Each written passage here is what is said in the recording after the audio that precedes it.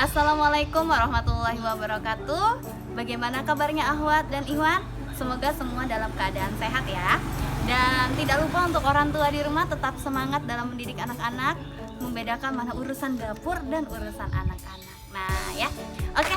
Hari ini Ustazah akan menyampaikan materi kita tentang jenis-jenis teks paragraf. Nah, sebenarnya apa sih teks itu ya?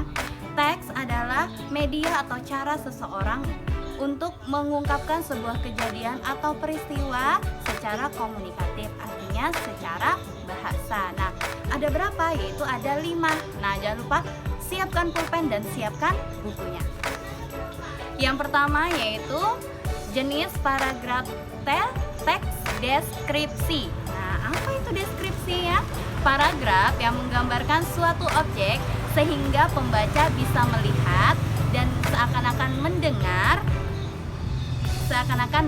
Nah, apa saja objek yang bisa dijadikan deskripsi? Nah, bisa itu berupa orang, bisa juga berupa tempat, bisa juga berupa benda. Nah, seperti itu. Yang kedua ada apa ya? Yang kedua adalah paragraf eksposisi. Nah, semua pernah dengar tidak eksposisi? Apa itu paragraf eksposisi? Yaitu paragraf yang berisi ide, pendapat, buah pemikiran, informasi, atau pengetahuan yang bertujuan untuk memperluas pengetahuan pembaca dan biasanya disertai dengan fakta. Yang ketiga yaitu paragraf persuasif. Nah, semua pasti pernah dengar karena dari kelas 7, 8, sampai 9 kita belajar ini. Paragraf yang membujuk atau mengajak dan mempengaruhi pembaca agar melakukan sesuatu. Nah, contohnya aja misalnya Ustazah ingin mengajak semua Ikhwan maupun Akhwat menjaga kebersihan. Nah, marilah Ikhwan maupun Akhwat, mari kita menjaga kebersihan karena kebersihan merupakan hidup sehat. Nah, contohnya seperti itu. Yang keempat, nah ada yang keempat nih, yaitu paragraf argumentasi. Ya, apa itu argumentasi?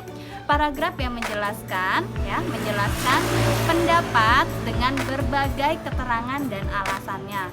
Nah, hal ini untuk apa gunanya? Yaitu untuk meyakinkan pembaca. Nah, contohnya itu misalnya kita lihat di koran. Nah, biasanya ada menurut. Nah, menurut pakar atau menurut dokter atau menurut siapa. Nah, itu yang dinamakan dengan argumentasi. Dan yang terakhir, nah ada yang terakhir nih.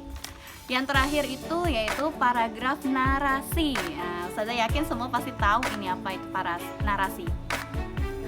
Paragraf yang menceritakan suatu peristiwa atau kejadian, di dalamnya terdapat alur cerita, terdapat tokoh, terdapat latar atau setting, dan tidak lupa terdapat konflik. Nah, inilah misalnya kita ingin menceritakan. Nah, ya, yang sering baca-baca cerita, contohnya novel atau komik, otomatis sudah tahu bahwa narasi itu seperti apa.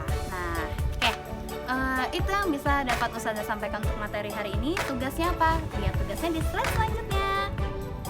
Oke, sekian yang dapat Ustazah sampaikan. Semoga semua dalam keadaan sehat dan tetap semangat ya belajar di rumah. Ustazah akhiri, wassalamualaikum warahmatullahi wabarakatuh.